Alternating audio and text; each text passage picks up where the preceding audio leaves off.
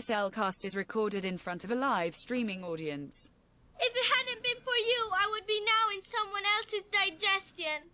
You know there's something you should know, so I'm gonna tell you so. It's Bad Movie Month on the Cellcast. Don't sweat it, forget it, enjoy the show. Working all day, now it's time to unwind. Kick back, relax, take a load off your mind. I'll be busting the moves and I'll be busting the rhymes. We'll be busting up laughing cause it's party time. This is the closest thing I have to gang signs. Everybody's feeling fine cause it's party time. Party time. Oh my gosh, Drew. Everybody's feeling fine cause it's party time. Party time. Party time. Everybody's feeling fine cause it's party time. Party time. Party time. Everybody's feeling fine. Hello and welcome to another episode of the Cellcast. Benedict Cumberbatch. Yes, exactly. We are still in Bad Movie Month, and tonight, Lord help us. joining me is a man who, well, he just really thinks the girl on that side of that card is so pretty, he just wants to talk to her, despite the fact she's a painting. Welcome, Jacob. Yeah, yeah, you gotta talk to a wall every once in a while because no one will listen to you. Snarf. Why, thank you, and let me use our co-host, a man who, oh my gosh, he went through this traumatic experience, and like his mother died, his father got killed, and now he's kidnapped, and now he's reintroduced with his father, and like, oh, mom died. Segue to the next thing. I don't even remember half of what you just said in that film. I'm I'm Drew, by the way, since you never this said is my Drew. name. I forgot because I got too caught up in my own snarf. Yeah, tonight we're reviewing a movie that never officially got released in America except No. on YouTube because its original version from Hungary decided it was so horrible, everybody hated it. Yeah. A Fox's Tale. Yes. A Fox's Tale. This is a thing. Yes, it is a thing. It's on IMDb's worst animated films. I think it's in the top 10. Or as it's known in its original Hungarian name, Kisvak. Kiss fuck. I don't know what you heard, but that's not what I said. So what did you say? I heard Kizvak. No, I said Kisvak, but stop and think about what it sounds like in English. Yes, I'm aware. Kizvak. Let's move on. Yes. How about into our spoiler-free Yes. section Oh my of this? gosh. Kids Bop. Certified fresh and spoiler free. Bop, zip, zap, bop, boo, wop. This is not the CD. Oh my Okay. gosh. We're dating ourselves on that one, are we? Yes, we are from the 90s. I am nearly 40 years old, and he's nearly, 42? I'm 42 now. I'm almost 43. Congratulations! You have reached the age of life. That is the answer to the ultimate question of life, the universe, and everything. Oh, peanut And butter and jelly. I still don't know what that means. I But don't anyway. either. But anyway. Well, there's a lot of people who's like, well, haven't you gone through your midlife crisis? Be like, no, I'm 42. Be like, well, you're supposed to be like doing crazy stuff when you're like, I mean, getting 40 and 50. It's just like we do put ourselves out on the internet. that is true. And let everyone hear our silly and sometimes garbage opinions about some of these films. True. So Very, I mean, that's very true. kind of midlife crisis. In a way, it'd be like we just don't have anything fancy to show for it. that is true. We got a podcast. Except the podcast. Yeah, we've been doing it for 6.5 years now. Yeah. It's still hard to believe. That's how long you're we've not been kidding. doing it. It's been a blessing. At the same time, it's just like we've been doing this for 6.5 years. Crazy. Anyways, yeah. So before we get started, but I didn't talk to Drew about this, and it's something I just wanted to bring up real fast. And now I'm curious. No, it's just more like what's been going on in our world right now. With I just gotta say, it's like the fact we've had like, so it just be like, I just want to point it there. You got an audience, you got people who listen to you. The fact to be like our world is so messed up right now that people are doing this or that over people who either they got assassinated or a school shooting or 9/11 or a man who got beheaded because he didn't let someone do something. It's just like this world is so messed up. It's so messed up, and like the fact to be like people are reveling in a man's death And I just be like, that broke my heart when I heard that. And I just want to just say, be like, hey, we can do better. And it'd be like, if it's more, be like, hey, if you're on that side of, I didn't like this person, and you're reveling in that, I'd be like, my prayer would be is that you are, that Christ pricks your heart, and you learn forgiveness, and you ask for forgiveness, and that Christ comes in your heart, because that just be like that kind of, it's evil. Yeah. Just in every sense of the word. And that broke my heart, and I just wanted to say something about it. And so Kisvak, aka A Fox's Tale, So- is hot garbage, and you shouldn't watch it. yeah, unless you're just very, very curious about something that came out you can't find anywhere else, and it's on YouTube. That's it. Indeed, it is. On one hand, I can tell it had good intentions. Oh yeah.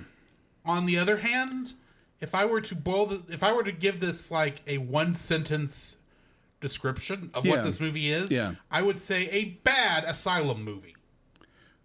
A bad asylum movie. You know what Asylum is, right? Yeah, I know. The company that makes the knockoff Oh, movies. okay. It was, Yeah. Okay, The got it. ones that when you go into Walmart, they're hanging there from yeah. the cash register. Oh, yeah. So that This is a bad one of those, Some yeah. poor, well-meaning grandma. Oh, yeah. Thinking they're buying their kids Frozen while it's still in theaters by buying Snow Queen, because Mm-hmm. Oh. obviously that's the same thing. yeah, it's the same thing, obviously. And it's not. No, it's this not. this is on that level of quality, but worse. Oh, yeah. So your spoiler-free thoughts. Spoiler-free thoughts on A Fox's Tale. How do you say it in Hungarian? Kisvak. Kisvak. I think I'm pronouncing Yeah, that right. I think you're right. And It's the in- reason I say that is I tried to Kisvak. I tried to throw it into Google to the Google thing to find out how you're supposed to pronounce it. Yeah. And Vuk is not Vuk. I'm saying Vuk. Yeah, It's Vuk. it's not a Hungarian word. Yeah. So I can't figure out what it means in Hungarian. The closest I got is in one of the other. I thought it was Kisvak. Kisvak. Because it sounds like fox, but it's a fox. Yeah, okay, yes, but it's not an actual Hungarian word. Oh. The actual Hungarian word for fox is like something else. I don't remember what it is now. Now you're going to make me have to look it up. Of course. How do you pronounce fox in Hungarian? Fox in Hungarian. Roka. Roka. That's probably how you say that. But you type in, let me switch that and put Vuk.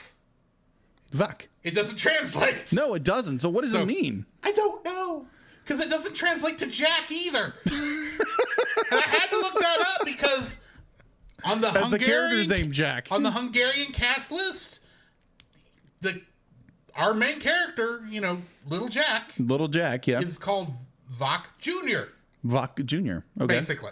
Okay, so It's like, so it doesn't mean Jack either. What does this name mean? What does this mean? Yeah. So I'm really hoping that I'm saying Vok correctly. I can tell you the reason that is in there is because of the movie it's technically ripping off. Well, it's technically not ripping off. It's supposed to be a sequel. That's what I read. Except it's not officially a sequel. Really? Yeah, I thought it was officially a sequel. No, I will get to that in the trivia. Oh my. Oh my. Fiddlesticks. This is becoming it interesting. wanted to be a sequel. Oh my. It really wanted to be. The guy Wow. who made it really wanted it to be, but Just yeah. Yeah, no. Terrible. terrible. So this is I think I saw something about it years ago. It's like worst animated films. I think when we were first doing this 6.5 years ago, or like even before that, before we like got behind the mics. I had heard about it and I was like, that just sounds bad, and moved on. And when it came to Bad Movie Month, it's like, you know what? I would check IMDb. And obviously you can look up worst animated films. And I think this movie, A Fox's Tale, or Kisvak, I'm probably saying that wrong, but yeah, it's in its top 10. We're doing the best we can. We're doing the best. Be like as a former as a what was that? A counselor that I had never met before in high school said, because I was wanting to take Spanish, and it's like, Jacob, you can barely speak English. How do you think you're going to work with Spanish? You can't do any worse than Peggy Hill. I know who that is, but I'm not sure of the reference. So, she's Yes, substitute King of the teacher Hill. on King of the Hill, and she thinks she can speak Spanish. Oh my. Bear in mind, she doesn't call it Spanish. She doesn't call it Espanol. She calls it Espanol. I heard that before. And it gets worse. Oh my. But so again, so I get home early, my wife comes in, and I'm being like, you know what, I gotta watch this. So I watch it, and my wife walks up and be like, I'm barely 30 minutes in this thing. Which is halfway. It's halfway with this thing. This Actually, is no, that's only a third, if we're being fair. That is true. It is 80 minutes. For me, it was halfway because about after 10 minutes of the intro, I put it on 1.5 times speed. It's like, I got to get through this faster. Oh my. But so yeah, I'm sitting there and I'm watching this, and it's like, this is making no sense. The story is going, where is this going? But obviously you can tell kind of where it's going, but it's told terribly. But so my wife looks over, it's like, what are you watching? Oh, it's from movies, some bad movie ones. She's like, I don't want to know.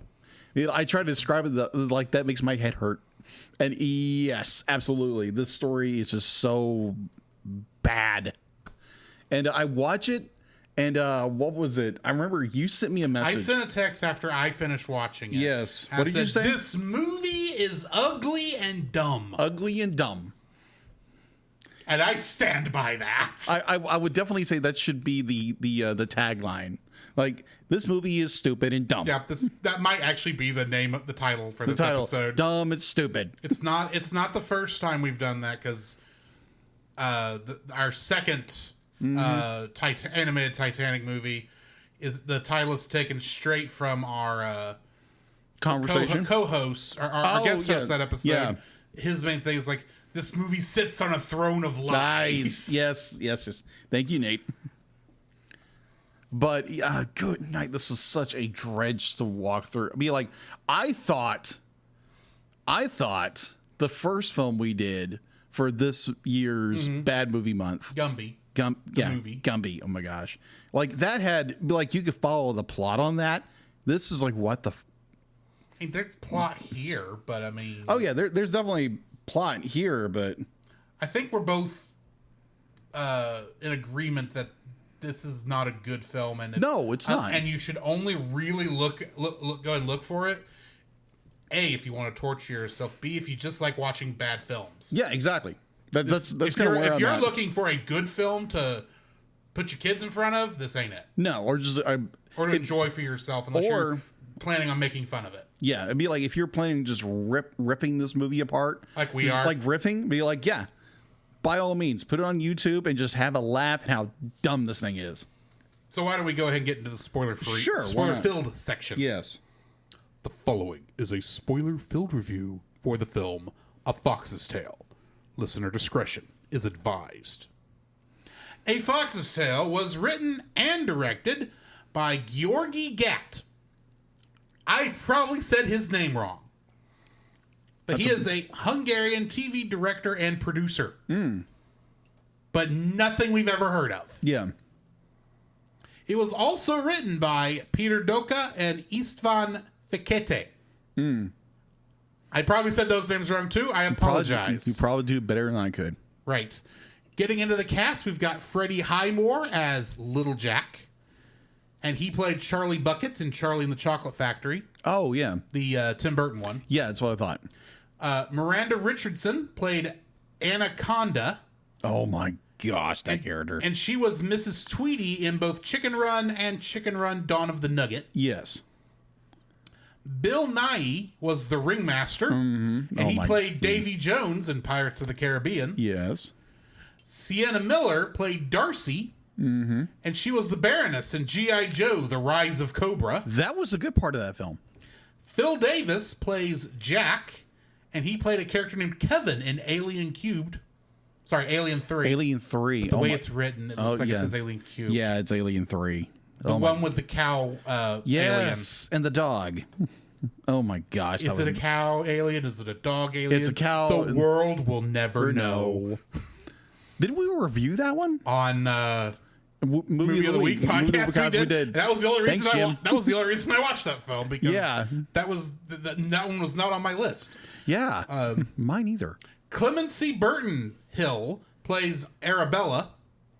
That was the girl, the human girl. Yeah, the quote unquote love interest. Yes.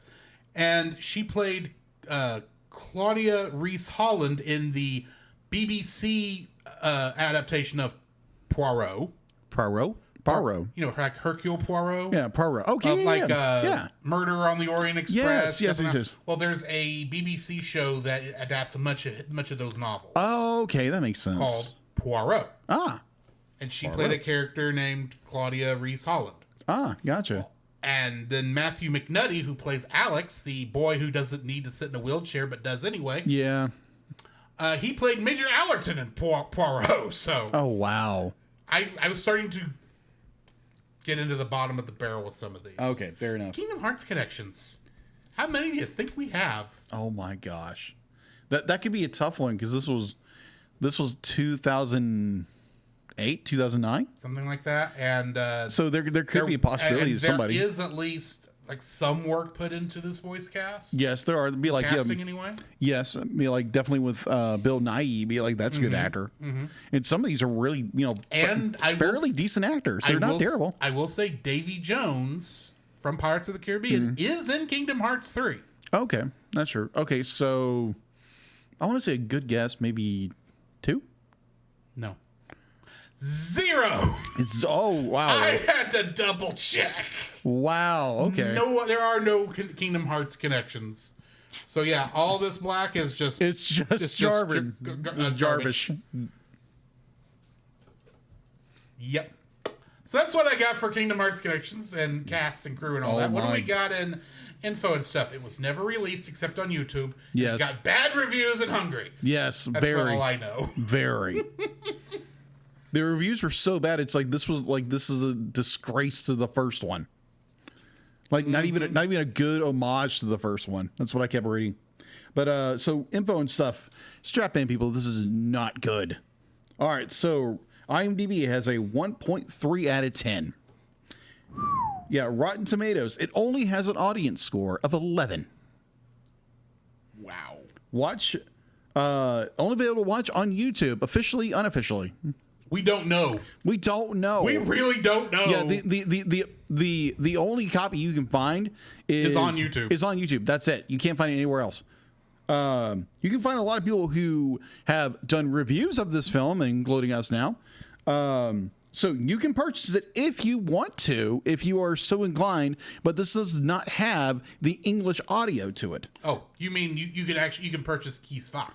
Yeah, you can because there is a difference. Yes, you can purchase Kiesbach on Amazon for $29 for a DVD, and it's only region 2. What is it? Print on demand?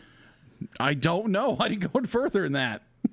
It nearly has to be at that price. At $29. What the fudge?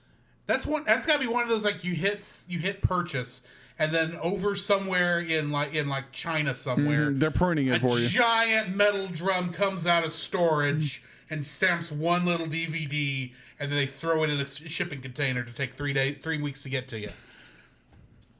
And you probably got to pay $20 for shipping. Probably. Ah. And then it's like you said, region 2. Which means we can't play it over here. Yeah, you have to get a region 2 or a region free player. Yeah, region free play. It'd be like I think some game systems are region free. I might be wrong. We'll not get into that because I don't actually know. Oh, okay, gotcha. But I don't think legally. I think technically they are region free because you can set when you set up the console, you can set what region you're in, and then it will set the DVD Blu-ray region accordingly. Got it. But do not quote me on that. I could be wrong. Fair. I got an interesting story about that later, but we'll get into that another time. But so it was production was by DYN Productions. Distributed by was Budapest Films, RT, Fantastic Films, Inc. Its runtime is 84 minutes. I didn't bother to find a ranking on this film because I'm pretty sure you can't find it. Release date was... It's rated X. It's oh gosh, I can imagine. Kidding. It's how bad this thing. It's I'm so kidding. NC-17. Don't watch it. It's terrible. It's got so much horrible things in it. It's a kid's film, right? Yeah, don't watch it. If you value your sanity and your life, don't watch it. It was not rated. I just double checked That's what I thought. because they never really set it up for release. No, they didn't. You can buy it. You can buy it in Hungary. Let's see. Oddly enough, it was first released on April 12th in 2008. I'm curious, Drew, can you figure out where in the world this was first released? Hungry. No. Nope. Try again. I don't know. The Cannes Film Festival where it got nothing but booze. It was first released in the UK. No one would have watched it there anyway. Probably not. Let's see. And then on the 17th of that same month and same year was released in Hungary. And then later, that's all it says. It won't give me an official date, but it was released later in 2009 here in the States. Except it never actually was. Yeah, it was never officially released. Be like, it has a full English cast. I can tell you exactly when it got released. Hang on.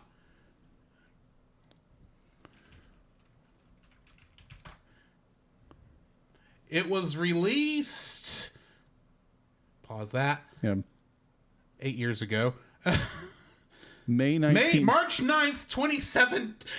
Yeah, March 9th, 2017. That's when it got released in America. Okay. Because that's when Georgi Gat uploaded it to his YouTube channel. Okay. As far as we know, that's the only place you can get it. Yeah. Well, Or the English version, anyway. Well, officially it had its English dub in 2009, but it was never released until it was on YouTube in 2017. Yeah. All right, so home release. Okay, here's Although it wasn't released or unleashed, it just escaped. Yeah, somehow. All right, so home release for 10 years, the English dub of the film was never officially released to the general public as it was unavailable. You think? Let's see. With only publicity release media to feature the English dub being in the international trailer. Sorry. I was checking something. Ah. Continue. I was like, why am I hearing myself twice? All right, so until it was uploaded to YouTube on March 9th, 2017, its director, how do you pronounce his name? Georgi Gat? Georgi Gat. Again, I'm probably mispronouncing that. I do apologize. Partially due to the mass popularity of one of his actresses, Sienna Miller, following her critical acclaimed roles on Foxcatcher, American Sniper, and High Rise. And like we said before, this was actually a prequel, quote unquote prequel, or a sequel. That's it. It's a sequel. It's a sequel to a Unofficially. Yeah, unofficially to Vok, the Little Fox, an animated film in 1981 that was originally released in Hungary. Now let's see. Yeah, that's all I got for info and stuff. Let's get into the summary, which will be very quick. Yes. The animated film is about Little Jack, played by Freddie Highmore, a young fox who spends his time enjoying a wonderful life in the forest with his loving family. During the film, Little Jack's world changes drastically when his father, Jack, is captured and forced to join the circus. The film's villain, a shrewd circus owner named Anaconda, played by Miranda Richardson, desperately wants bigger and better performances. This leads her to kidnap many forest animals, including Little Jack's father. That's how it works. With the help of her magician husband, the ringmaster, played by Bill Nighy, Anna is able to hypnotize the animals into performing in her shows. On his rescue mission, Little Jack gets help from many unlikely heroes, including an incapacitated nature-loving boy named Alex, played by Matthew McNulty, and a young acrobat named Arabella. Little Jack's mission to rescue his father leads him to make new friends, including a circus fox named Darcy, played by Sienna Miller. Together they set out to free the animals so they can return home to the beautiful forest. Aww. Getting into the trivia for this. After seeing the first animated trailer, Attila Dargay, the director of the original The Little Fox, said no comment. Oh, wow. That's bad. In fact, Attila Dargay denied the creators the rights to use the original film's characters. Oh. He instead proposed a new movie titled Kiss Sarvago, or Little Tramp, about a little white fox. Test clips from this scrapped idea can be found online, which show that the film would have kept the original 2D hand-drawn style with much higher animation quality. However, Georgi Gatt argued that kids aren't into such old-fashioned stories anymore, and that the movie would have to reference things like smartphones and the internet to appeal to a modern crowd. It was also decided that the film would be animated in 3D. The characters also had to be radically redesigned to make sure that they wouldn't resemble the originals too closely. Oh, wow. Georgi Gatt said that Irene Henrik, the widow of Attila Dargay, praised the movie and considered it an equal to his husband's original movie. Henrik denies this, criticizing the movie's choppy animation and awkward character designs. Gatt admitted that the movie was titled Kies Vak to capitalize on the original's popularity. And they failed miserably. Originally, a separate IMDb page was created for the movie and used for foreign promotion. Internet journalists suspected that it might have been because the dismal user rating on the original page, 1.6 out of 10 at the time, would have made it harder for the creators to sell the film. When news got out, the false English movie page was deleted from the site. Wow. Director Georgi Gatt estimated that at least 200,000 people would see the film. Fewer than 60,000 tickets were sold during its theatrical run. Wow. That's terrible. In response to widespread criticism about the film's primitive computer animation, director Georgi Gatt said the graphics were meant to look like that. You're so full of... Upon release, the movie was heavily criticized for its unfaithfulness to the tone of the original The Little Fox, as well as the source novel. Georgi Gatt claimed that the spirit was intact. Animation director Janos Ujak said that the only thing their film had in common with the source material was forest-dwelling animals. And Ed Fox's in it. Well, that would be the forest-dwelling animals. Yes. Daniel Radcliffe, Emma Thompson, Colin Farrell, and Donald Sutherland were initially considered as dubbing actors for the movie's English release. What?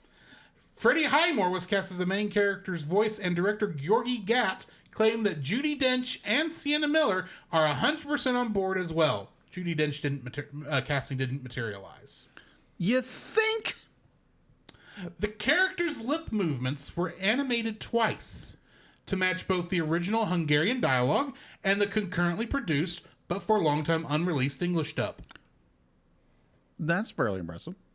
The film's English version was unavailable for close to 10 years, with the only publicly released media to feature the English dub being the international trailer. In March 2017, the director uploaded the full English dub to YouTube. How did he get away with that? I would love to know this. Yeah, what's the story behind that? I'm curious now. Despite unanimous negative reactions from critics and audiences alike, director Georgi Gatt claimed that posterity would prove him right, and the movie would become a success. He also initially proposed a sequel. To quote Aerosmith, dream on. As is tradition for Bad Movie Month, we start with dislikes. Okay. What is your first dislike? Let me get to it, because, put Rantmaster on, please. Okay. Rantmaster activated. This audio clip owned by Nate Marchand of the Monster Island Film Vault. For more information, please go to monsterislandfilmvault.com. This thing is so confusing. What's going on? What, or like, you have a plot. There's a plot there. It makes no sense. Our characters make no sense. Everything is so confusing. I tried my best to explain what one character was doing to my wife, and she was more baffled than anything. She was like, I don't understand anything. Was the character Alex who was in a wheelchair? No, the whole it wasn't movie, but Alex. Didn't It need was- to be. No, it was what's our main character's name? Jack. Jack, Little Jack, I Yeah, should Little say. Jack. I was trying to explain that to her, and she was like, "That makes no sense." I completely agree. This movie is so confusing because the plot, it just goes everywhere, and they don't know how to be consistent at all. Right. And it's just, oh my word, it's so absolutely terrible of a plot, like character motivations. The fact that you have the fact to be like our wheelchair not disabled child be like him and his mother and his father were run off the road by our crazy psychopathic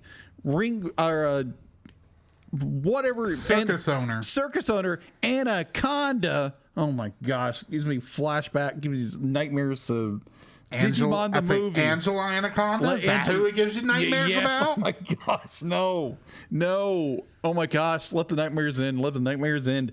But it's like she apparently runs them over, She was drunk. and she was drunk. They didn't say that, but that's what it Yeah, was. what it implies, she was drunk, or she was who knows. But this, oh my gosh, like the story goes everywhere. You be like, if you focus enough and you squint hard enough, you can understand what's going on. Mm-hmm. But other than that, it's so confusing. It's such a confusing mess of a movie. And this director has the audacity to think that, all critics are wrong. Everybody who's dismissing this film are wrong and I'm right. Buddy, you're wrong. This is not a good film at all. It'd be like it has little here and there. That's okay. That's kind of a cool idea, but it doesn't go anywhere. I would say the only thing, and I'll get that in my likes later, but yeah, the story and everything is so confusing. The transitions are terrible. Yeah. The everything in this movie is just so abysmal. And I'd be like, personally, I have to take credit, be like, I'm the one who picked this one. And Don't worry. What I keep hearing, the next one's even I worse. know what we're doing next week. Oh, okay. Yeah. I was looking I was doing my notes yesterday, and it's like, oh yeah, this one that Drew picked, and he said it's absolutely horrible. It's like, oh yeah, yay us. But yeah, my first is the story and everything is so confusing. My first dislike for this film, I said, and we mentioned that my text to Jacob, Yes. Tuesday was, this movie is dumb or ugly and dumb. I'm gonna tackle these in reverse and say my first dislike is how dumb this movie is. Here's the plot, basically. Yeah. Let's see if you. The plot basically is the Little Jack's dad gets captured by a circus owner who is for some reason using random woodland creatures in her circus. Yes. Not having, lion tamers and trapeze artists and They're using I think foxes. technically Arabella worked for her and did something, but I never understood what. But basically they're capturing basically woodland creatures to make them do weird acts. And how do they get this? Are they training these animals? No. They're hypnotizing the animals to do so. Yeah. Odd, but you know what? I've heard of dumber things. But at the same time, so Little Jack happens to come across the circus where his father was caught by. And he falls in love with a fox that's unfortunately having to work for the circus, enslaved by the circus. Yeah. That ends up being his love interest, but when he meets her, because he's never apparently seen a painting before. Yes. He talks to the painting, thinking that is actually A real fox. real fox. Yeah. And so he falls in love with her. Shenanigans ensue. Alex is able to has an a 4-wheel drive wheelchair that he doesn't actually need because he can walk. Yeah. He was technically injured in the car wreck that you mentioned, but he doesn't actually need it anymore. They actually say that. Yeah, he doesn't need it anymore. They actually mention this. His in father the plot. mentions it. Yes. Who is obviously supposed to be Doc Brown from, from Back to the his Future. design. Yes. Who has miracle cures that can cause foxes that have been horribly hurt badly to suddenly be healed as if nothing ever happened. Is it a sensu bean? Must be. Alex bean. Alex is doing what he can to stop the circus, though. If I remember correctly, Alex and Arabella, the girl he runs across at the circus, that he convinces that the circus is evil somehow. Somehow. They can't understand the foxes and the other animals, right? Right. So how do they know what the fox wants? Who knows? Okay, so be like, good point, but you forgot the one thing in the very beginning of the film where The stupid rabbits that you couldn't tell they were rabbits? Oh, yeah. They nearly get run over by the rednecks? That is dumb. That was like, what am I looking at? I realize they're foxes. No, those things were supposed to be rabbits. Yeah, that's what I meant to say. Rabbits, not I'm foxes. sitting there looking at it going, and I'm thinking, okay, what does this have to do with anything? And guess what? It doesn't. It's just the excuse for the stupid rapping bird to show up who never goes away. Stupid rapping bird. It's like you think you're finally on the clear. It's like, go away, you stupid bird, you stupid crow. I don't care about the Thunderfoot invading the forest. Go away. And I understand why the bird is there. It's supposed to give you context of what's going on, but it's so annoying. If I may refer back to a line here I read in the trivia,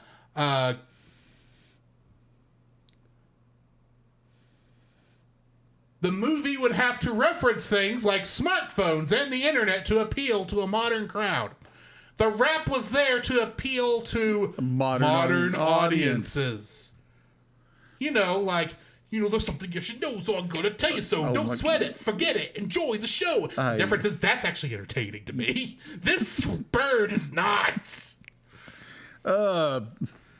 And like, she comes into every scene explaining what just happened to us, even though we just watched it. Except the audio quality on YouTube is so bad, and you can't even make out what she's saying half the time. Yeah, exactly. The YouTube be like, the audio's bad, the visual's bad. You're like, yeah, this is just a train wreck. And if you actually listen to like most of the music in this, which this is not on my dislike list, but it probably should be, it all reminds me of the educational CDs from when we were kids, teaching you your times tables. Yeah, I remember those. Or something like that. It's but those were better. Like that was better, but this is what this sounded like. Yeah, it did. Wow, you are not kidding. Good night. The story, like you said, the story makes no sense. What story is there that you can follow is stupid. Exactly.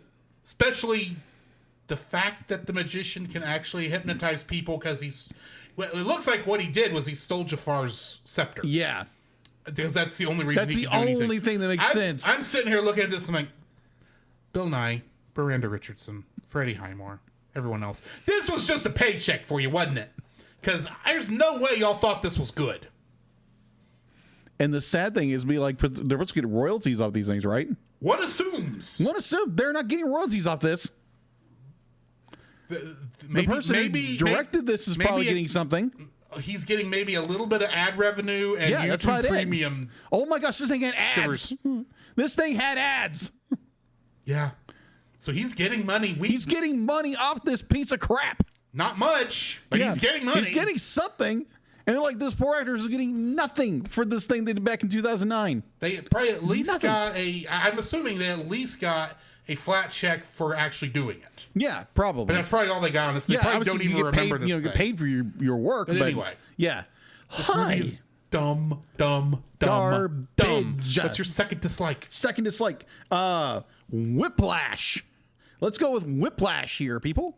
So this is characters' backstories and what happens to characters, and it doesn't matter a thing. So we like I was talking about before. Our what's the non-wheelchair boy? What's his name? Alex. Alex. Thank you. I'm terrible with names. Alex goes to tell his love interest character, whatever her name is. It's not even worth repeating again. But be like he goes in this very tragic, melodramatic story, and the music gets slow. By the way. Arabella. Arabella, and be like, and starts telling his story of how him and his mom and his dad were in a wreck, and like the Anaconda. Oh gosh, again flashbacks. PTSD. Ugh. Yes, she had that. She suffered from that. She saw that giant stone pillar and remembered the car wreck that she probably shouldn't actually care about. Yeah, but how scared? She was drunk. Apparently, but. As we go forward, the Alex is explaining the story and how his mom died and everything like that. It's like, oh, you want to go play cars? Just like that. It just like fades off and it does a very bad transition. I'm like, what the frick's happening? What, you know what happened? And it's just like Do you that know what over happened? and over again the entire film. I can tell you what happened. The scene ended and they had to go to another scene. And they didn't want to do just a straight cut. That is true. That's what happened. I'm aware. I'm aware that's what happened. But what I'm saying is, you have a character who goes in this really powerful, emotional story of their background, and then immediately cuts like saying, like, "Hey, let's go check out the forest." That kind of thing. It's not, "Oh, I feel so sad for you" or anything. It just cuts to like whiplash. Like everything someone says, it's whiplash. And like all the dialogue be like someone says something and it goes Yunk! Like you're turning your head around like the Exorcist. And it's just like, what in the world is going on here? This is driving me nuts. And like, do you people know like 101 when it comes to writing a character? Be like, I'm an artist and I know better than this. Oh my word. It's like you want to build sympathy to characters, but then you immediately turn around and go, "Hey, let's go on this adventure," and not even care. The fact that you have little Jack explains to his father that his mother died, and there's nothing about it. Yeah, no, she literally covered him up and died for him, and he literally it's a footnote. It's like this boy Alex's mom dies and she's a footnote. The exposition is delivered. We move on to the next thing. Yeah, exactly, and it's terrible. Oh my! I don't know what Georgi Gat worked on, because like I said, I didn't recognize any of the names. Yeah, but I swear they must have been sitcoms, and Bad badly timed ones too. Badly it's timed. About that kind of quick. Oh, we said this thing. Now we're going to the next thing. Yeah, and it's bad transitions, and oh my gosh! Again, my best description is just whiplash. It's like, oh my gosh, you just said this, and now you're just going off to the next scene. No progression into what you just said. Nothing lead up. Nothing. It's like, or the one that got me. So little Jack says something at the very beginning, like, "Oh, my best friend, Flippy, Froggy, whatever. He's a frog." I don't know. Yeah, something like that. And so he says that, and then our girl fox escapes, and it's like, "Oh, we have nothing to eat," and they both turn over to Froggy, and it's like, "Oh my gosh, wow! Oh, bye, Froggy." Be like, "Hey, this girl," or like, "Hey, your lunch." It's like, I thought he was your best friend, and it turns out this fox is your best friend. What's going on? Survival of the fittest. Apparently. But, so much about cute little woodland critters. I tried to combine the word critters and creatures into one word. Creatures. And good night. Yeah. Oh my gosh. Sorry, I should have said, what the frog? Again, my second dislike of this film, it is just horrible whiplash of character, like trying to explain something and then they immediately cut to something else. It is just, oh my gosh. Writing 101, people. And again, I am a artist. I'm not a writer, but this is bad. What's your second dislike? This movie is ugly. Okay. Now, that's understatement of the year. First off, let's talk art style. Yeah. Before we get into animation style, let's talk art style. Okay. Most of these artwork, most of these characters at least the animals, like especially our main character of Little Jack, I would say as a stationary model might be okay. Yeah, stationary. I agree. Might. These things were not meant to be animated.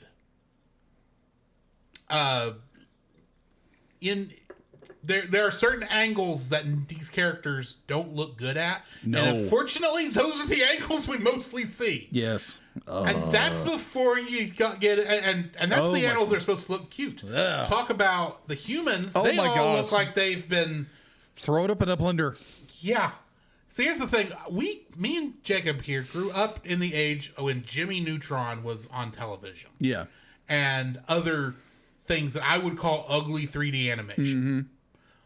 But those are at least are understandable and almost defendable the way they are because at least time period. At least time period. Well, I mean, you had it was early but very tight budget 3D animation. Yes. 3D animation was expensive.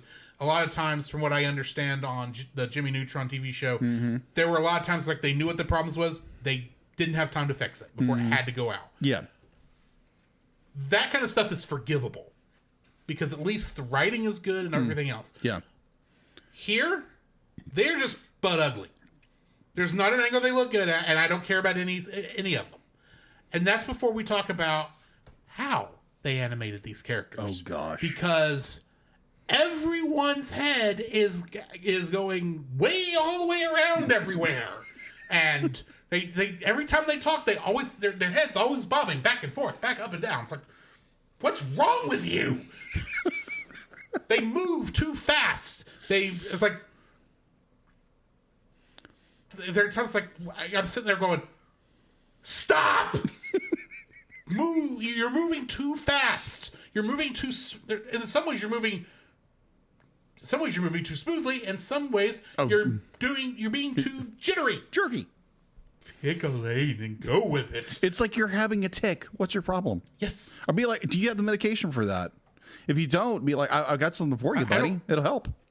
I don't know what kind of ticks you have, but I suggest a flea bath.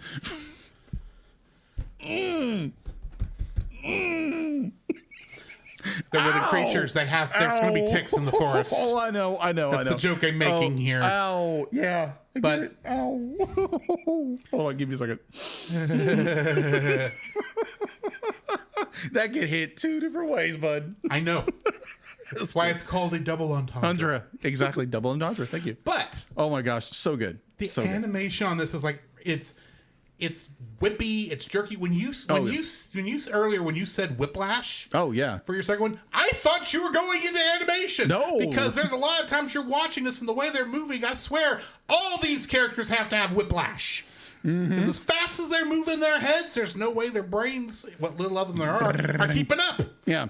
It's gotta be going like a ping pong game inside their skulls. His characters just they walk like this. Yes, it's like a drunk character. If it was in 2D, if it was animated in 2s, or if it was done in 2D, I think I would be more fine with it because at least there would be just the structure of that style would look better. But here it's animated on ones. It's not animated very well, and it's still a lot of very jerky, but still somehow too smooth animation, and it never stops. No, it doesn't. It does not stop. I mean, in our first bad movie month, we reviewed Food Fight. Oh, good. Not yes. Now, Food Fight's biggest problem with animation is probably the most forgivable, and that's the fact that it wasn't finished. They tried to do some stuff that was really more ambitious than they could do, and then 3/4 of their footage was stolen and had to be animated on less than a shoestring budget so they can actually get the darn film out. In this case, I get the feeling it's like someone kept coming up to Georgi Gatt and kept saying, shouldn't we do this? Should we do this? This look better. This will play better. And he goes, no, it must look like it's early 90s animation. Must look like it should be on a very poorly made commercial. It must look like this because this is cool and hip and will speak to the kids. It's like the man looked at straight to DVD Barbie movies from like the 90s. Oh my gosh, you're not kidding. And thought, this is the animation style we must go with. That being said, I've seen some footage from some of the newer ones that actually, while it's not my kind of movie to watch, don't get me wrong, the animation looks a lot better than what I'm seeing here. But I do remember some of that earliest, like, slack-jawed animation where it doesn't look very good. And bear in mind, I'm sitting there going, in 1989, a computer animated television series made in Canada, made with not a great budget, but still was able to put out far better looking animation than this. Reboot. Also, Beast Wars. Beast Wars, yes. But that's Mainframe Entertainment, same company. Other companies, Big Idea Productions with Veggie Tales. Oh, yeah, you're less than a shoestring budget. Oh, yeah. Made in some guy's house on an HP computer, the first movie was. The first VHS was. Yes, VHS. For you kids who don't know what that is, I can't help you. And it looks better than this, despite the fact that you can tell half the characters are feet's the wrong word for the VeggieTales characters. But the bottoms of their bodies look like they're glued to the floor half the time. And the animation it looks better than this because it at least picks a style and stays with it and looks like somebody cared. Georgi Gat only cared about the paycheck and tried to gaslight everyone who saw this film into saying it was good. Yeah, agreed. That was very much gaslighting. Oh, my word. What's your third dislike? Oh, my gosh. You led right into it, so I'm going to barrel right into it. Hit it with a diesel truck. Oh, my gosh. The animation in this. So, it'd be like if you last until the very end when it goes in the credits, and this is one of my likes, I'm gonna put that later, but be like, you can see them doing the animation, you can see the character sheets. It looks nothing like this. The concept art on this actually looks very good. The concept looks amazing, right? It doesn't translate. Doesn't translate to 3D models. Like Drew said earlier, it looks like either they animated it on 2s or they animated it on 40. They should have animated on 2s. The problem is it looks like it's animated on 1s, but it was designed to be animated on 2s. That's why it looks like it's boom, boom. Oh, that makes sense. I lost my headphones. Yeah, the animation this is so poor. Like Drew said, it was supposed to be animated on 2s, but it's animated on 1s. And the entire time, like, a character walks up, it's like they're just like either they're a marionette character and their heads bobbing like crazy. They're doing pew, pew. Hold your headphones. Good call. But everything. It's like, okay, so you have the scene. There are moments where like oh come on. Again, I'm terrible with names. I want to call him Little Ricky, but his name's Argy. The little fox. Little Jack. Okay. Little Jack be like he gets hit by a poacher's tranquilizer gun, even though at first we realize, oh, they're poachers, so they're shooting them. Yes. But no, they're in air quotes, they're poaching them to put them in the circus. Yeah, but that's not what you poach for. That's what they're poaching for. Yeah, but also they're not. Also later on there is a scene where again Whiplash, where it says, "Oh, we're poaching them for their furs," but no, we're actually making them for entertainment purposes. Pick one, pick a lane. That's all I'm gonna say. Don't know how. Yeah, don't know how to pick a lane. Pick. Never mind. Never mind. I'm going to pull a weasel and laugh myself to death over stupid things. But again, this animation is terrible. Little Jack goes tumbling down the hill, and like it slows down. It's just like unnecessarily, and like there are moments where the animation slows down, and it's just like unnecessary. At the worst timing, it's like, why would you slow this down?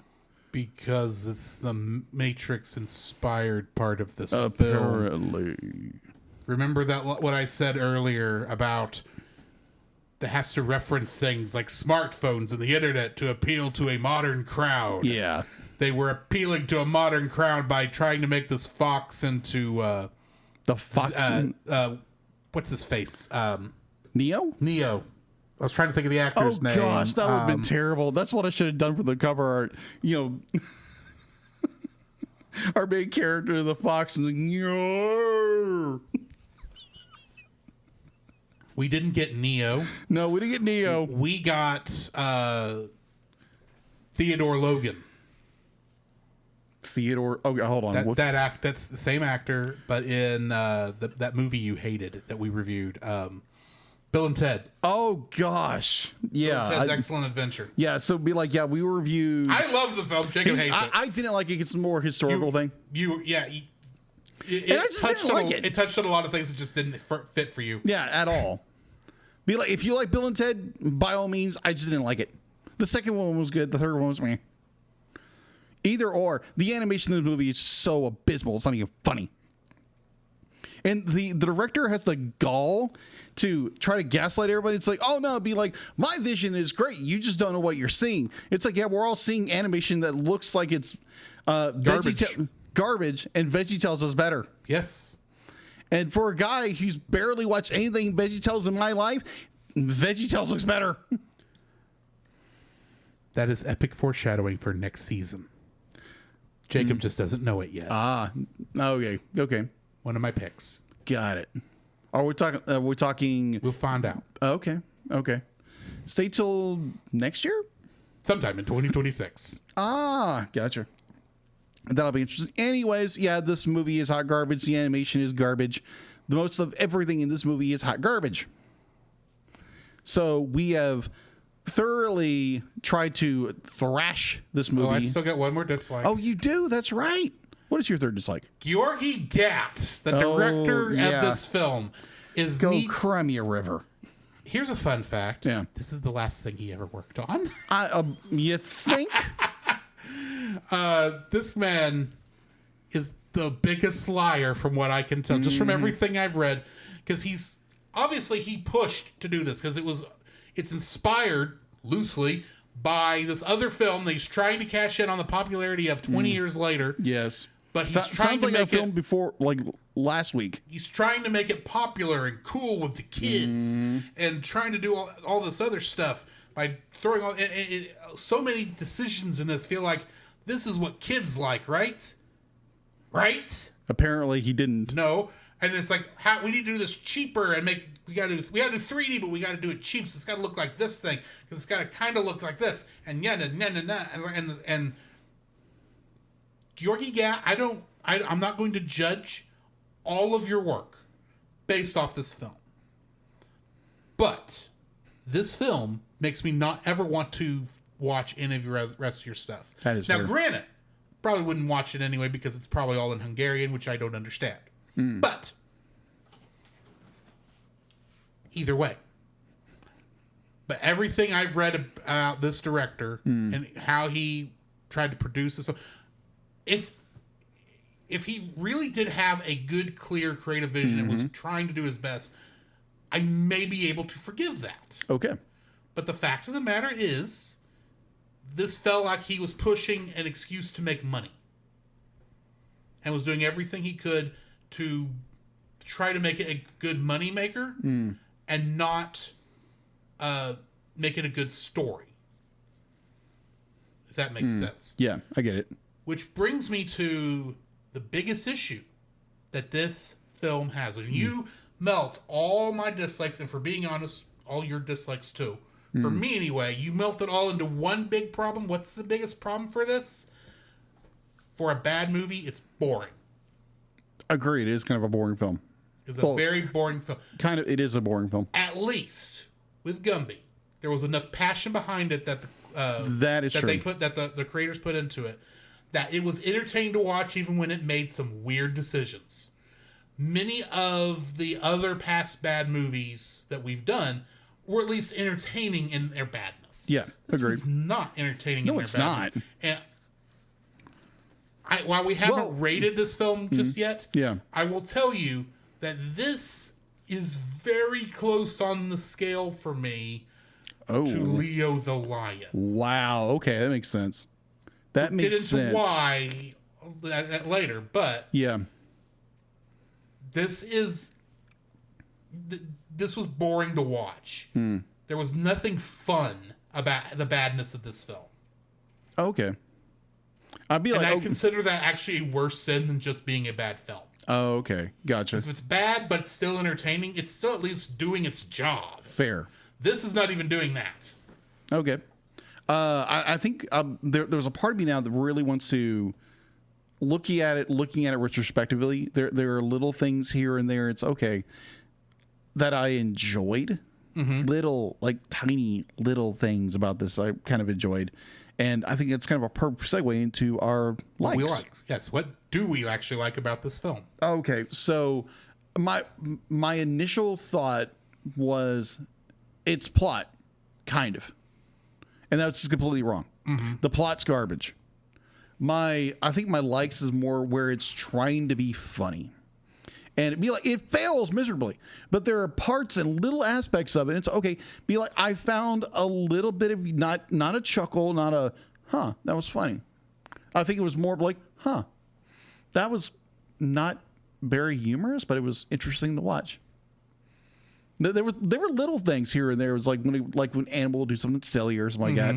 I could see where it would be interesting to a child. And I looked at it, it's just like, looking at it retrospectively and giving it a solid thought, maybe one brain cell. It's got some little things here and there that's kind of okay. That was slightly humorous. It's not worth a chuckle. It's not worth an emotional response, but there's something there. It's not much, or it's hardly anything, but it's okay. There was something there.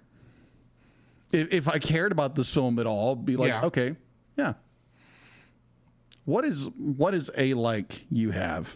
I actually like the concept. Yeah, agreed. Of this story. Yeah, agreed. There's you can kind of tell below most of the garbage that is this film that there was a good idea that could have been a good film. Yes. In this, maybe not one that I would necessarily be entertained by personally. Yes.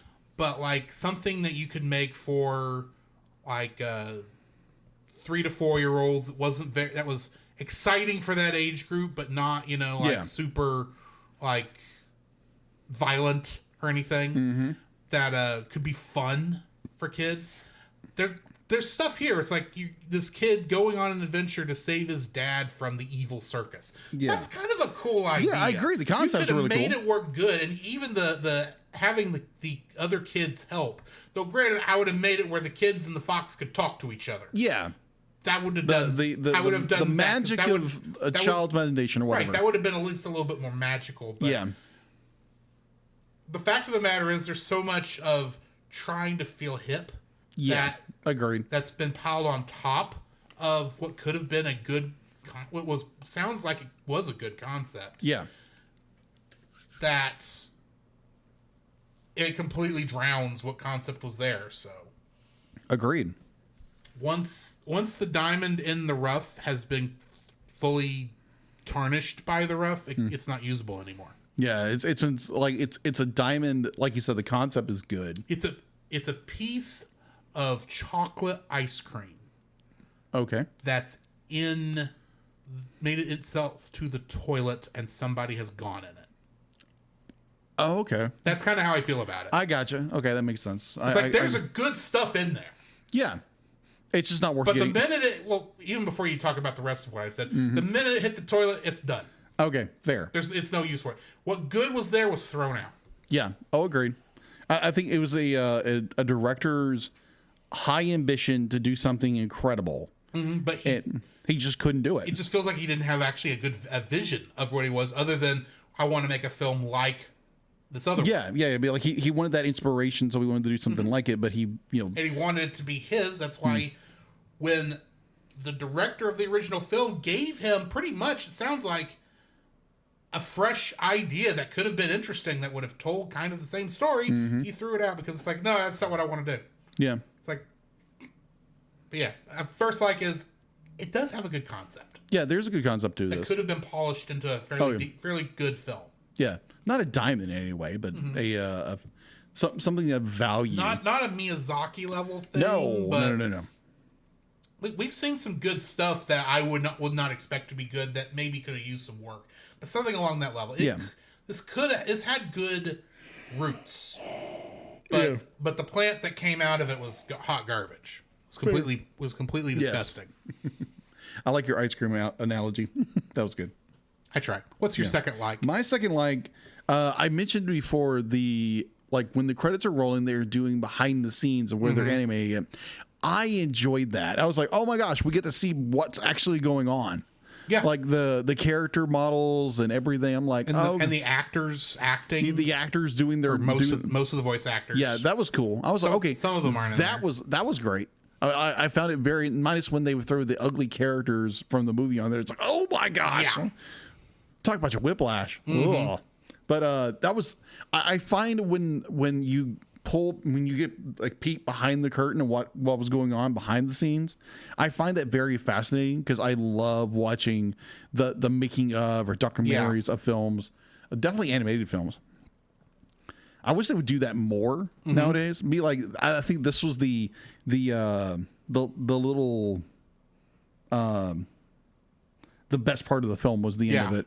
Not saying be like, I am saying you're not saying your second like is the fact that the movie ended, but no, the parts in the credits where you actually got to see how they made the movie. Yes, was something exactly. That's my point. It's the end credits and you see the behind the scenes. I'm like, yes, Can we get more of that?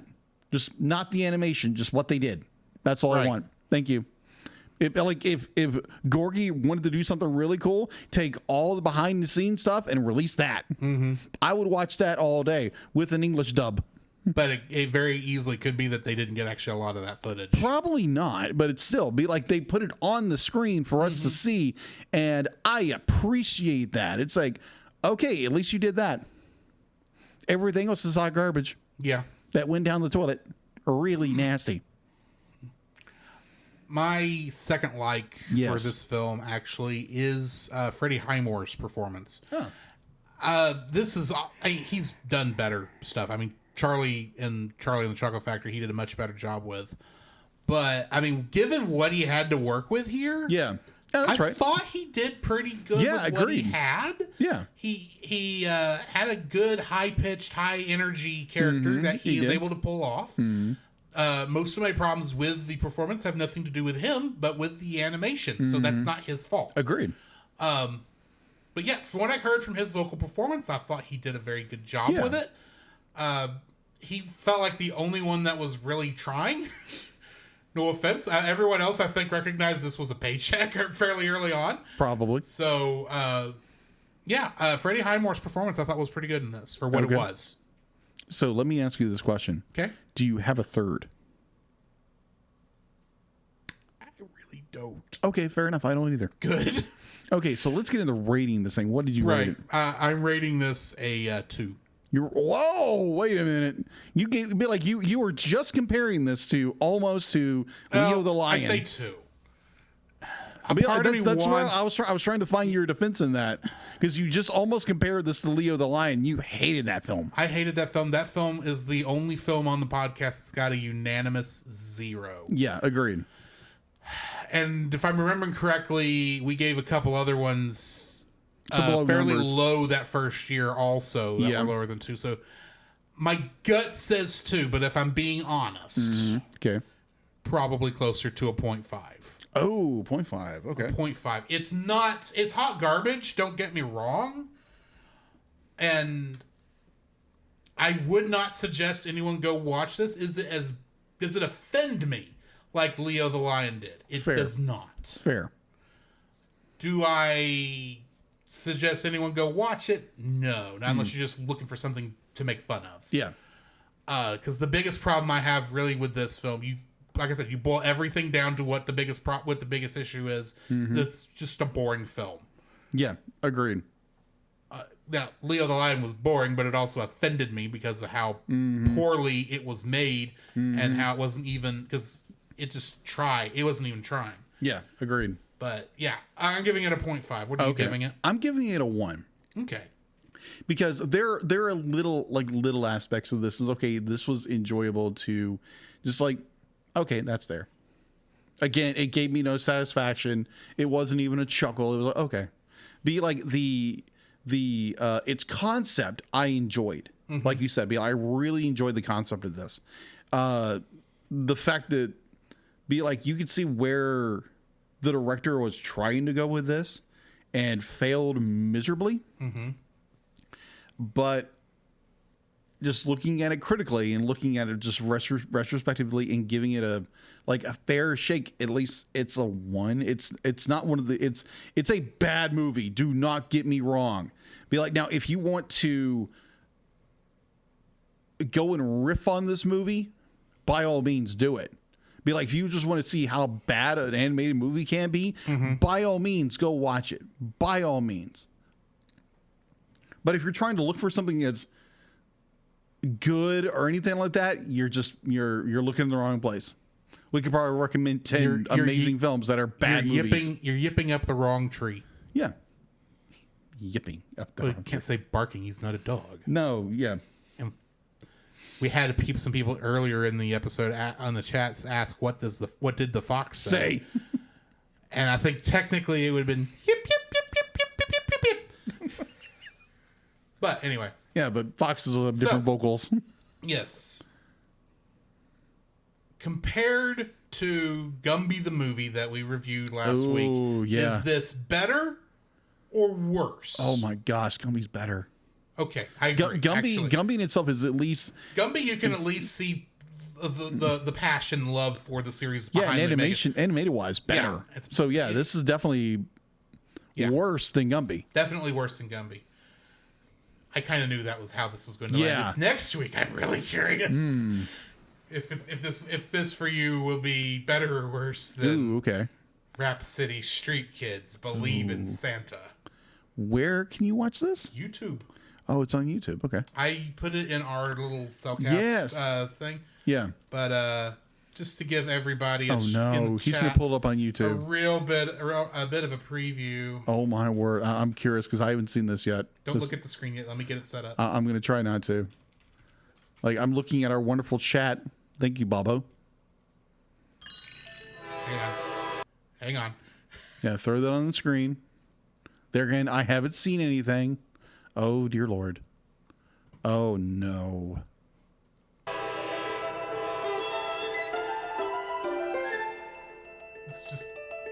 Let's skip ahead a little. It was so cool. Oh, dear Lord. That's a tough break, Rick. Oh. That's all I'm going to show you. Oh, my. I'm going to show you. Oh, dear. Oh, my gosh. I am very, very curious what next week's album art looks like. I'm curious now. Be like, do I watch this when my wife's not home? Because she'll be like, this is trash. What are you watching? Like, it's called Babu. You do it for the fans. You do it for our audience. And you got to torture yourself with this garbage. Oh, my. His face. He has no face. I agree, Bubba. Oh, my gosh. I'd like to point out some voice names in here. Oh, no. I'm not telling you who they're playing. Jody Benson, a.k.a. Ariel. Yes. Nancy Cartwright, a.k.a. Bart Simpson. Mark Hamill, the Joker. Walter Jones, the Black Power Ranger. Oh, wait, Walter Jones in this? Oh, my gosh. Paige O'Hara. Oh, what? Paige O'Hara? Yes, what? Yes, Beauty. Yeah, Belle. I know. They got two Disney princesses in this piece of crap? Yes. What? Oh. Yes. What the frick? I understand people need to get paid, but what? Yeah. Oh. And then next week's going to be my gosh, I'm gonna be fun. So be like, all I know about this film is what I watched on Nostalgia Critic. And he called it the worst Christmas film he ever reviewed. Oh my gosh. Wow. Nostalgia Critic. I haven't watched anything of his in a while. Definitely watch this after you watch the movie. Okay, then. Because it's a fun little review. Face off. That's all I think of now. Oh my gosh. It's very interesting to see how you draw these characters. So when you first watch it, okay, it looks better than A Fox's Tale. And it looks better. I will say this: A Fox's Tale's animation is better than this, but that ain't why we're watching it. Oh yeah. This It's looks a like it different should be. style of ugly. This looks like it should be more entertaining, at least. Oh my gosh. So anyway, join us next week for that. I'm still in shock. Oh my gosh. I need something. I need something strong. Well, I can't give you anything too terribly strong, but I can, at the very least, give you the intermission. Okay. Oh, I appreciate that. Give me the good stuff. Give me the good stuff now. I got to bring the thing up. Hang on. Where's the thing? Because for some reason it got closed. What? You closed it? What? I closed Discord. My copy for the thing is. I'm aware. Discord. I'm trying to make a pun of it. Taking a while to come up. Artsy says it looks like kids' Bible TV shows from the 2000s. Oh my gosh. Non-Veggie Tales. I barked and you didn't even say anything. I was in the middle of a sentence. I know. And besides, that's only the third. That's the third bark. The fun's gone out of you barking on the show. Installing updates. Why does Discord have updates? I think it's the reason why I love doing Bad Movie Month, because it just throws us It brings both out in the dog in you. You are terrible. Ashley's not here. I can get away with it. Yes, you can, but you listen My to luck, me. Like, my luck, though, she's in chat right now. oh yeah, just and I'll pay silence for it. and listen. I will pay for it yeah, tomorrow. You will just you will rue the day you made a dog joke. I've got coworkers who make terrible dog jokes. Me like I bark and they come by and it's like Jacob, you want a treat, boy? You want a treat? You want a treat? Mine aren't Sit. that bad. Mine are not No, that bad. I'm not saying yours is not bad. Be like I've heard some bad ones. I am not Vegeta to Goldo with you. Goldo? Goldo? Here's a biscuit, boy. You want a biscuit? Oh gosh, yes. Oh my god. Here you go. I was like, oh yeah, I forgot about Goldo. Okay, let's just do the intermission. Yes. This podcast is a proud member of Culture Box. Whether you enjoy geeky reviews, comedy, or original fiction, you can open up the Culture Box and find something excellent for your soul. Point your web browser to culturebox.media. This week, we suggest checking out The Rushmore Show. The Rushmore Show is the place for ranking the ultimate top 4 in sports, video games, nostalgia, movies, and so much more.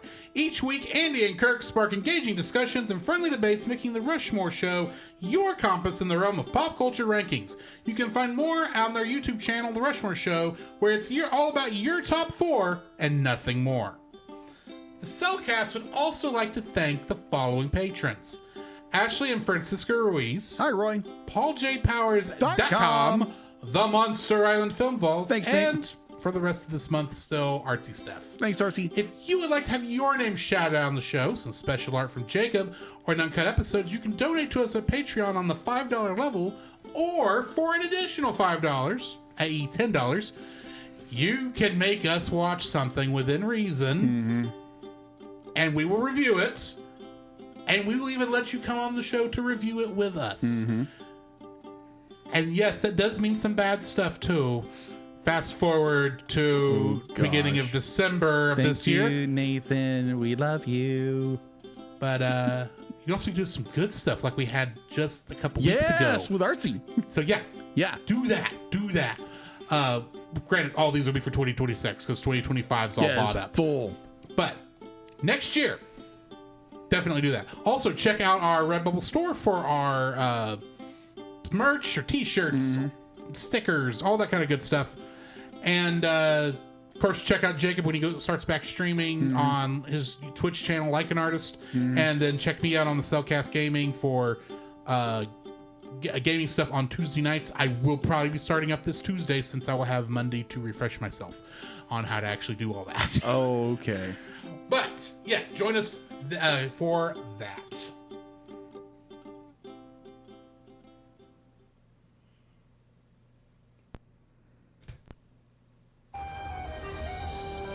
I am vengeance. I am the night. I am. Foxman. Foxman. Foxman. There is a song the good folks sing. Fox. Foxman. I couldn't think of anything else. Could be worse. Could be Squirrel Girl. She's at least unbeatable. Apparently. Oh my word. Okay, so I gotta say, Bobo says something in the chat. That he'll bring us a pain worse than Rhapsody Street Kids believe in Santa. Oh, really? He's tried. Yeah, you tried. We had to back off of it because at the time we did not want another bad movie going into bad movie month. Yeah, that's true. But next year, if you want to bring something, Bobo, we are more than welcome to within reason. And I will say that one you tried to give us before. Oh gosh. While we may not do that as a review, maybe a Patreon special? Maybe. Or at least a reaction to it? Yes. Maybe. Just maybe. I don't know. Batman the Animated Series, The Demon's Quest, Parts 1 and 2. Yes. Production Episode 60, Broadcast 57, and Production Episode 61, Broadcast Episode 58. First aired on May the 3rd, 1993, and May the 4th, 1993. So, yes, the second one was on Star Wars Day. Mm-hmm. Before Star Wars Day was a thing on the internet. Yes. It was directed by, both episodes were directed by Kevin Altieri, and they were written by Dennis O'Neil and Len Wein. Dennis O'Neil, famous director, famous writer from DC. Mm-hmm. When Robin is mysteriously abducted from his college campus, Batman begins a fruitless search until he is astounded by the sudden appearance in the Batcave of Ra's al Ghul. Or Ra's al Ghul. Depends on who you talk to. Exactly. Ra's quickly reveals that his daughter Talia, aka Damian's mother, who's not born yet. Oh my God! So they brought him in the animated series to be a train wreck. Has been abducted under circumstances similar to Robin's, suggesting that the same persons are responsible. So begins an uneasy truce between the Batman and the Demon. After learning the secret of Ra's al Ghul's immortality, Batman and Robin escape from a death trap and follow the only clue they have to stop Ra's plans, the word Orpheus. After discovering that Orpheus is Ra's private satellite that will orbit over the Sahara, the duo travel to the Demon's desert stronghold. There, Batman learns that the satellite is actually a weapon which will explosively destroy all the Lazarus pits simultaneously throughout the world, changing the ecosystem and returning Earth to its original natural state. Jeez. Talk about eco-terrorists on steroids. Yeah. Trivia for this episode. This episode is a close adaptation of the story from Batman with Robin the Teen Wonder, Volume 1, number 232, from June 1971, titled Daughter of the Demon, the first appearance of Ra's al Ghul in the Batman comics. Both this episode and the comic are written by Denny O'Neil, and the comic featured art by Neil Adams and Dick Giordano?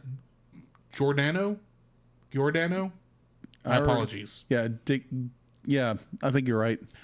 In this episode, we see the address of Wayne Manor is given as 1007 Mountain Drive, Gotham.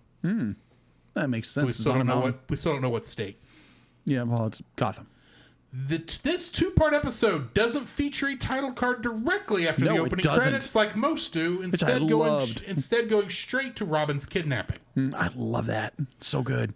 The beginning of the second episode, where rejuvenated and insane Ra's al Ghul rises back to life from the Lazarus Pit, is taken from the ending of Batman Volume 1, number 243, from August 1972, titled The Lazarus Pit. However, the rest of the episode is primarily an adaptation of the story from Batman Volume 1, number 244, from September 1972, titled The Demon Lives Again. Nice. Both stories written by Denny O'Neil with art by Neil Adams and Dick Giordano. Same team. Yes. I love Neil Adams. This episode's teleplay was done by Len Wein with a story by Denny O'Neil, and Wein and O'Neil originally wrote the comic story from Batman Volume 1, number 244, Demon Lives Again, which is what this episode is mostly adapted from. So basically I just said the same thing again. Yes, you did. So, what are your thoughts on this episode? Or these episodes? These, oh my gosh, you get into Ra's al Ghul, it's like, oh my gosh, yes. You get into probably one of the best villains for the Dark Knight himself, the detective, as Ra's loves to call him. I absolutely adore these two episodes.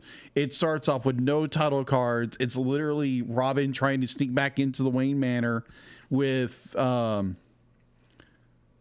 like old school rain design on the screen. I love that. I was like, oh my gosh.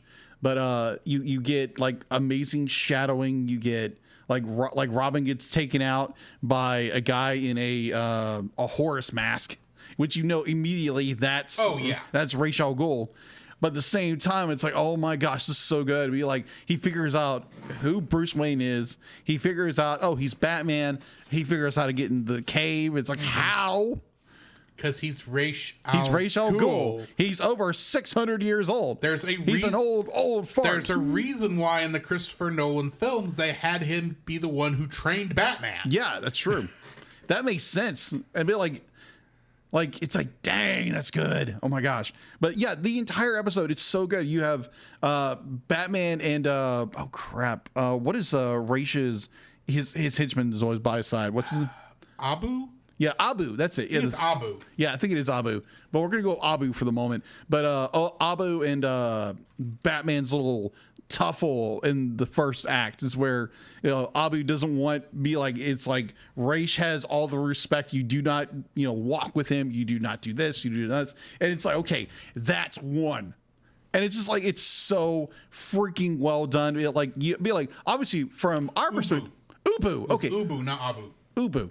Yeah, Ubu. I love the banter between these two characters. I love it. I love the fact that as an audience, maybe as a younger audience, you didn't catch it, but as an adult, as an observant adult, I'm pretty sure some kids caught it really fast. I did it when I was a kid, but I was like, oh, okay, that's what's going on, because Abu does this. But he doesn't do this when they get to the pyramid, what I'm going to call it, because it looks like a pyramid.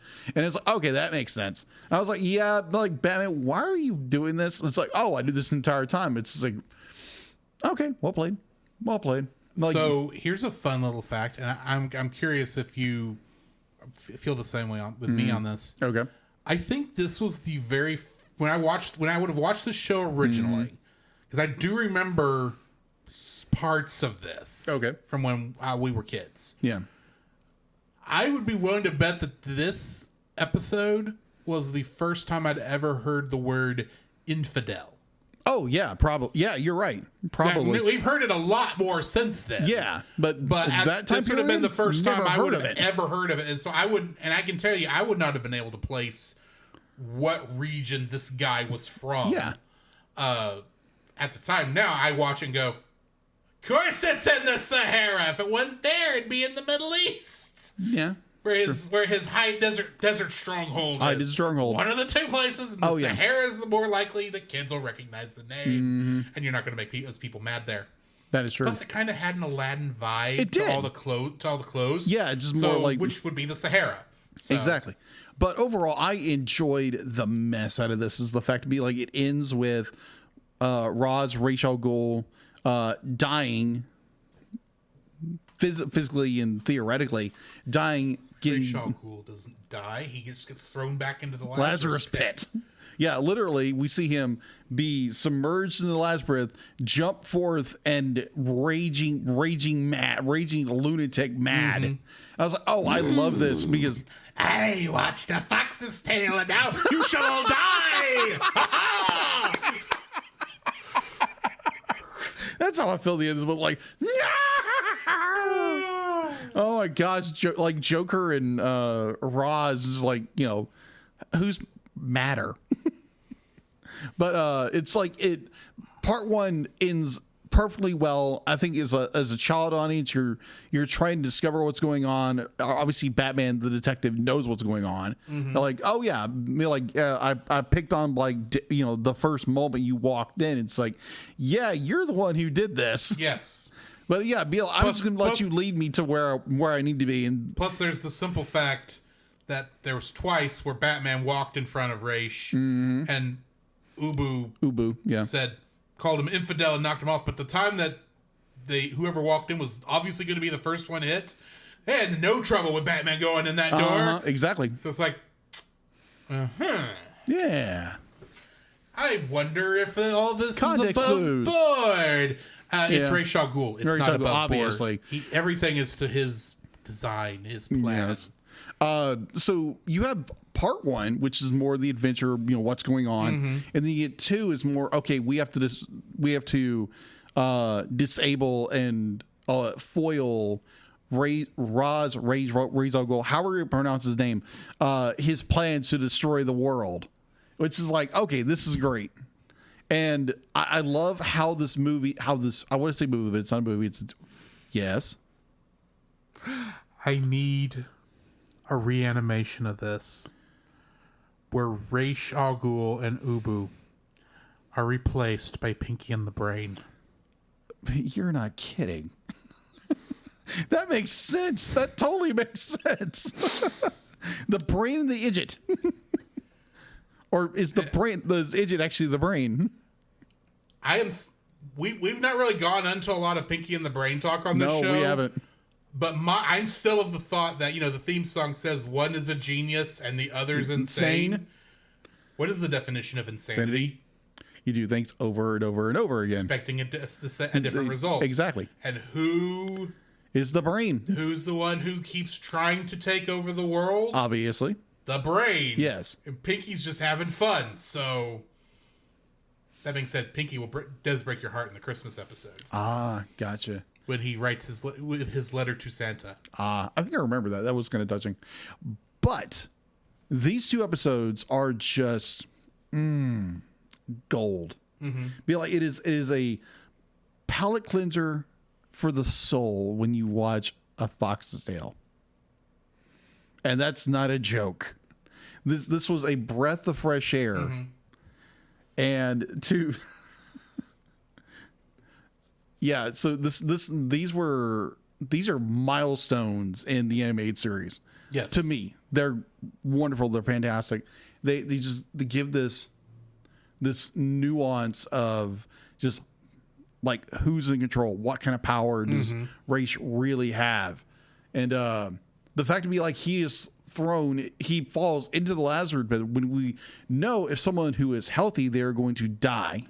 That's what we're told. That's what we're told. And I don't know what the official rule in the comics continuity is. So if that's true in the comics continuity, fair enough. Yeah, fair enough. But what I'm looking, and it must be somewhat true because that's Raish's entire plan. Yeah, it is. Is to spill all of the Lazarus stuff out, which would kill all the humans, right? So they'd quit polluting, basically. Right. So it must be somewhat true, but at the same time, did the impact into the chemicals kill Ra's, and that's why he was then brought back to life? Because of how far he fell?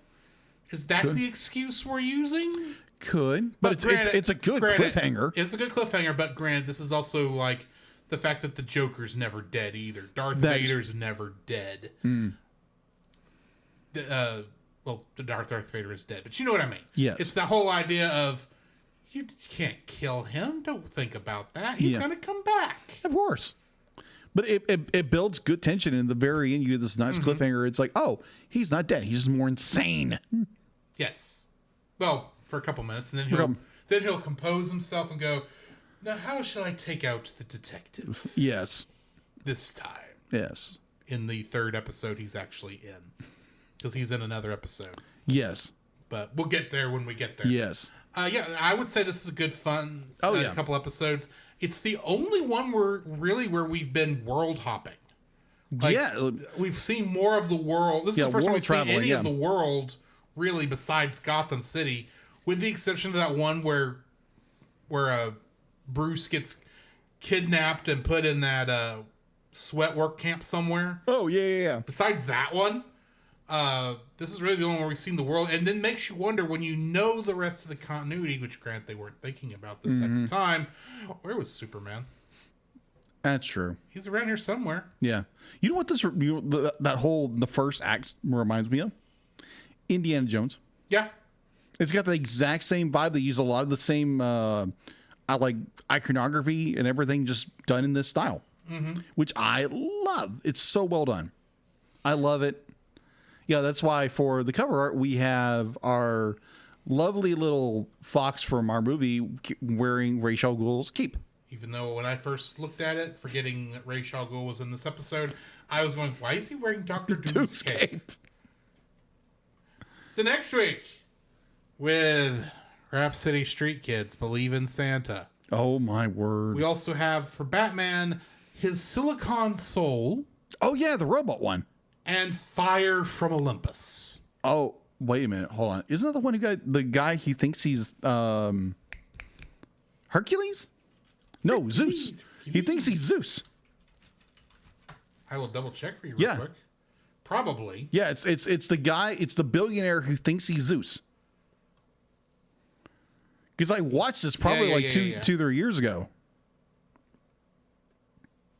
Yeah, Maxi Zeus. Maxi Zeus.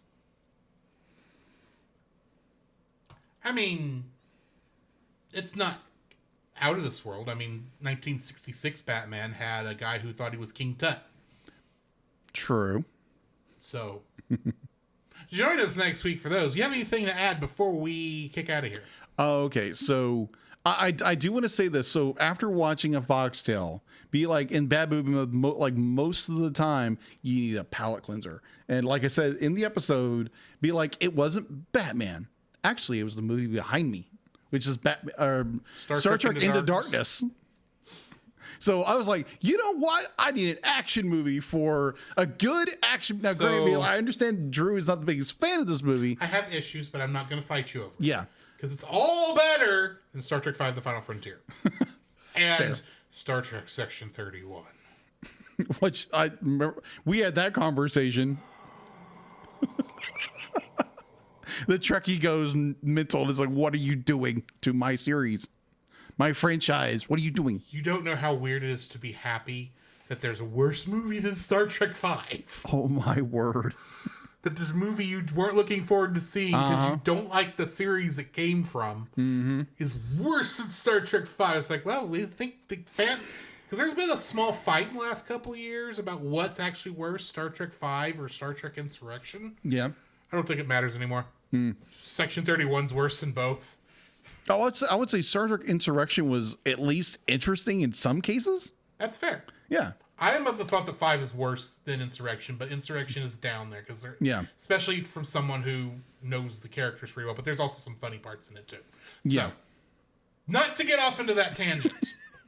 Like we don't get tangents anyway. Right. So join us next week for bad animation and but robots and gods and Santa Claus. And in the meantime, this has been Drew. This is Jacob. And we'll catch you in the next frame. To follow Jacob and Drew's individual internet exploits, check out the Linktree links in the show notes. You can email us at thecellcastpodcast@gmail.com. Follow us on Twitter or X at @cast_cell. Follow our Facebook page, The Cellcast Podcast, and join our Facebook group, The Cell Nation, our YouTube channel, Cellcast, and our Rumble channel, The Cellcast Gaming. You can join us every Friday night at 7 p.m. Central for our live recordings of our episodes on Twitch, Facebook, YouTube, and Rumble. You can also join Drew on those same streaming channels on Tuesday nights at 8 p.m. Central for gaming streams. You can listen to our podcast on Apple Podcasts, Spotify, or anywhere else fine podcasts can be downloaded from. Please rate and review us where you found us. Our theme song is Drop and Roll by Silent Partner. Our bad movie theme is It's Party Time by Gregory Snegoff, with additional audio from the film Titanic: The Legend Goes On, and remember, that's Cell with a single L.